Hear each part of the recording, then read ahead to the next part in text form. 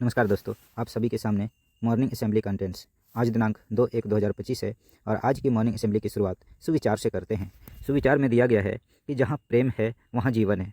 Were there is love there is life. दूसरा topic है महत्वपूर्ण दिवस के, यानी 2 जनवरी विश्व अंतर्मुखी दिवस के रूप में मनाया जाता है ताकि दुनिया भर में मौजूद असंख्य अंतर्मुखी लोगों को बेहतर ढंग से समझा जा सके। 2 जनवरी को पद्म विभूषण पुरस्कार की स्थापना 1954 में की गई। 2 जनवरी भारत रत्न अवार्ड 2 जनवरी 1954 को प्रारंभ किया गया। दूसरा टॉपिक है मुख्य समाचार के। आप सभी के सामने पहला अंतर्राष्ट्रीय समाचार। मालदीव के पूर्व राष्ट्रपति बोले, भारत हमारे लोकतंत्र का समर्थक। रिपोर्ट में दावा। राष्ट्रपति मुइजू को हटाने की साजिश में भारतीय अधिकारी शामिल थे। राष्ट्रीय समाचार। Make in India initiative. Make in India पहल ने भारत को वैश्विक विनिर्माण केंद्र बनाने के लिए सशक्त बनाने का ऐतिहासिक दशक पूरा किया। राज्य समाचार। खूंटी और तुलग्राम के जंगल में बाघ की मौजूदगी की संभावना, ग्रामीणों को किया गया सचेत। खेल समाचार। Jasprit Bumrah ICC test cricketer of the year पुरस्कार के लिए नामांकित लोगों में शामिल है। Indian Institute of Technology IIT Delhi ने हेल्थ केयर उद्यमिता प्रबंधन में कार्यकारी पाठ्यक्रम शुरू किया। नीति आयोग ने फ्रंटियर टेक्नोलॉजी के क्षेत्र में सलाहकार और युवा पेशेवरों के रूप में भूमिका के लिए इच्छुक और योग्य उम्मीदवारों से आवेदन आमंत्रित किए हैं।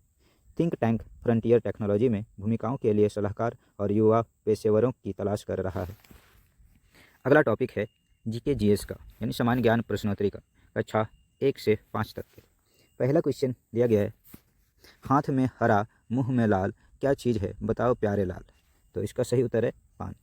दूसरा क्वेश्चन है, झारखंड राज्य का राजकीय पशु क्या है। तो इसका सही उत्तर है हाथी। तीसरा सवाल है, जुबली पार्क झारखंड के किस जिले में स्थित है।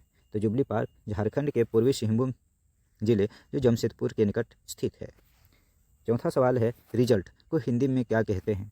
तो रिजल्ट का हिंदी शब्द परिणाम कहलाता है। अगला क्वेश्चन दिया गया है, क्वेश्चन नंबर 5, 1 लाख में कितने शून्य होते हैं। तो 1 लाख में 5 शून्य होते हैं। अब उच्च प्राथमिक स्तर यानी कक्षा 6 से 8 तक के लिए प्रश्नोत्तरी। पहला क्वेश्चन पूछा गया है, चाइना मैन शब्दावली किस खेल से संबंधित है। तो इसका सही उत्तर है क्रिकेट। दूसरा सवाल पूछा गया है, रिजर्व बैंक ऑफ इंडिया यानी आरबीआई का मुख्यालय कहाँ स्थित है। तो इसका सही उत्तर है मुंबई। तीसरा सवाल है, एक अश्वशक्ति में कितना वाट होता है। तो इसका सही उत्तर है 746 वाट। चौथा सवाल है, जीवों में जीवन की मूलभूत इकाई क्या है। तो जीवों में जीवन की मूलभूत इकाई कोशिका कहलाती है। पांचवा सवाल है, श्रीलंका की राजधानी कहाँ स्थित है।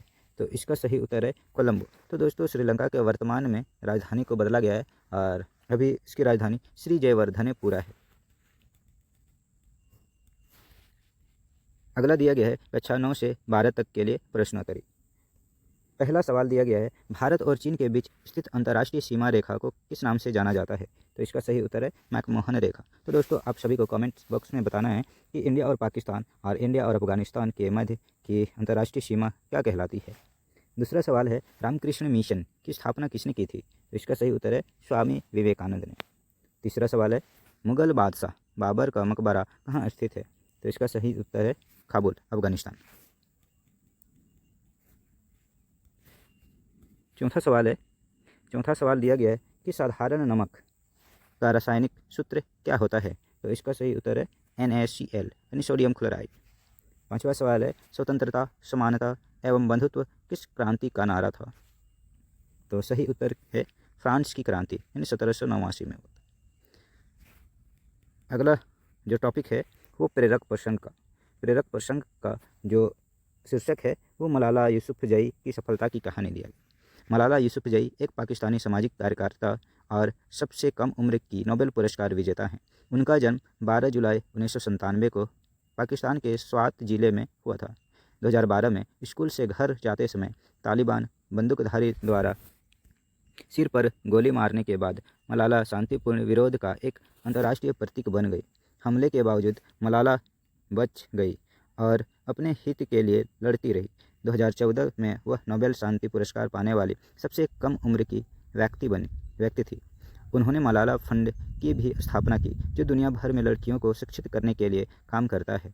मलाला के प्रयासों ने लाखों युवा लड़कियों और महिलाओं को अपने सपने पूरे करने के लिए सशक्त बनाया है, वह कई बार लोगों के लिए प्रेरणा बनी हुई है और इस बात का जीता जागता सबूत है कि कोई भी किसी उद्देश्य के लिए लड़ सकता है और बदलाव ला सकता है।